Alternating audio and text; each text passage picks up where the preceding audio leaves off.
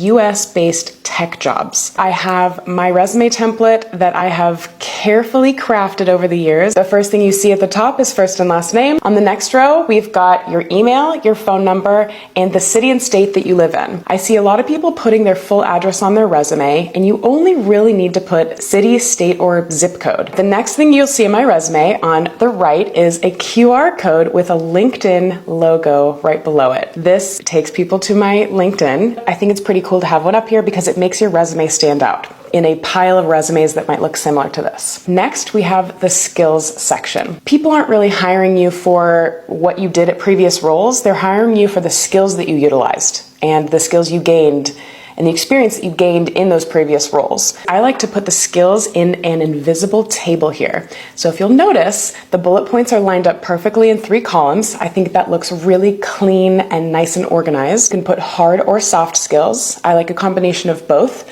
Soft skills are how you work, how you deal with people and conflict in the workplace. Examples of soft skills you could put here are leadership, organizational skills, communication, verbal and written. And then hard skills are talents that you acquire through practice or usage of those skills. And these are learned skills, for example, Excel or Microsoft Office, hiring. I think everybody should have a skills section on their resume because, like it or not, on average, recruiters spend about 6 to 10 seconds on a resume. That's not every recruiter, disclaimer. If a recruiter has a stack of 50 or 100 or 500 resumes, they're going to be scanning through them pretty quickly. And so what I recommend is that you have the skills section at the top so that if they look at your resume at a glance, they can see what you're good at and they don't have to leaf through a lot of text. All right, let's go on to the relevant experience section. Another disclaimer here, I like to see one-page resumes. Now, this is a very controversial topic because in the US, resumes are pretty standard.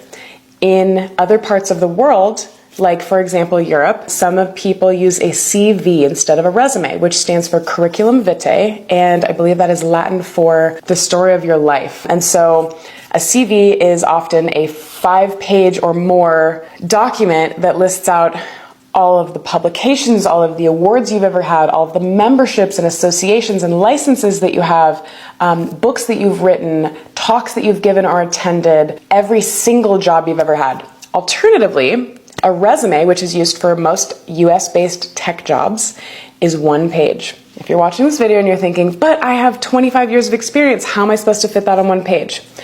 A good rule of thumb is 1 page for every 10 years of experience. So if you do have 25 years of experience, you can have a 2-page resume.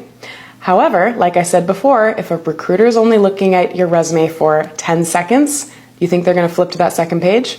Maybe, maybe not. Let's give them the benefit of the doubt and only include the last 15 years of experience on your resume. I think that's a really good rule of thumb. What I like to say is, let's not include things from the 1900s on our resume. I know that makes some people feel old when I say that, but you shouldn't feel old. What you should feel is an inclination to provide the recruiter only what they need, only what is relevant for the job you're applying for. I believe that is the last 15 years of experience. The experience you had from 25 or 30 years ago probably isn't relevant now. Try to stick to 1 page by only having the last 15 years of experience on here. All right, so what should you have with each bullet point section in your relevant experience? So I have the title of the job. I have the years that I worked there. Now you can put the month and the year. I think if it was less than a year, but what I like to see is just the year. So like 2020 to 2023, for example, or 2005 to 2007. You don't necessarily need to put the month unless you were there for less than a year. And then below that you have company name and the city and state that that was in. All right, for the bullet points, I like to see quantifiable impact statements here and no more than 5 bullets per job. So I see a lot of people using 10 bullet points for each job, and that will get you a 3 or 4 or 5 page resume really easily, and we don't want to do that. So let's stick to 3, 4 bullet points, 5 max if you stayed there for a very long time. But usually if you were at a job for 2, 3 years, 4 bullet points is good. You should be able to describe exactly what you did at that job in that amount of space. And what that will tell the recruiter or the hiring manager that's looking at your resume is this person has good written and communication skills, and they can concisely convey the information they want to with the least amount of words. So what do I mean by add quantifiable impact statements here? Instead of just saying, I generated reports for the quality department, for example, what you want to say is, I generated 5 reports per week for the quality department, and then say what the impact was. So they were able to present that to the board of whatever.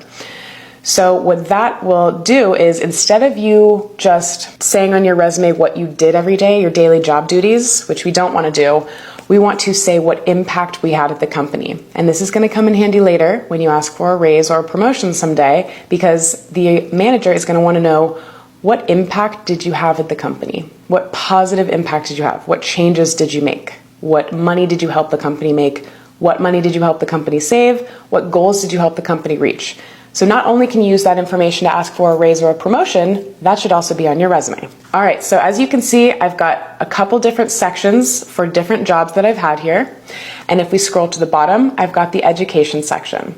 Now I get a lot of questions about what if I got an AA degree, or what if I went to a trade school? Put whatever education that you have on here that's relevant to the job. That's another point I want to make here. You should have a slightly different version of your resume for every job you apply for. So the skills at the top that we talked about before, I want you to look at the job description for the job you're applying for, and if they list verbal and written communication skills, I want you to have that on your resume, if you're good at that, if that is a skill that you have. If you're applying for a plumbing job and they require a license, put that on your resume. If you're applying for a teaching job, don't put your plumbing license on that resume. See what I'm saying? So again, we want to convey the most amount of relevant information for the job we're applying for using the least amount of words, because we only have potentially 10 seconds for the recruiter to look at this. So education, you can put your school name, what major you were, what degree you got, a master's, a bachelor's, a PhD, whatever it is, and then you have the option to put the year that you graduated. You don't have to. I would say that unfortunately there is age bias out there, and so if you are applying for jobs and you have over 25 years of wonderful experience, maybe you got your degree in the 1980s or the 1990s or the 1970s, you don't have to put the year on there. And what that will do is it will help a recruiter see you through an unbiased lens, not knowing that you might be 5 years away from retirement. Now, again, I do not condone bias such as bias against age, sexual orientation, gender, ethnicity, etc. However, you have to know that there are recruiters out there, unfortunately, that do have biases like that, and so we don't want to give them ammunition. We don't want to equip them with information that could lead them to be biased. And if you have your LinkedIn QR code at the top, they can still go to your LinkedIn and look at when you graduated, but you don't necessarily need to put it on your resume. One more thing I want to mention is consistency throughout your whole resume. Notice that I have a period at the end of the third bullet point in the relevant experience section. If you're going to have a period at the end of any of your sentences on your resume, do it for all of them. I don't want to see sentences that don't have a period and then a sentence that does have a period. Either have a period at the end or don't. All right, that concludes the resume lesson for today. I hope you found this useful. And again, it depends on what job you're applying to, what industry you're in. Comment below if you have any questions, and I'll see you in the next video.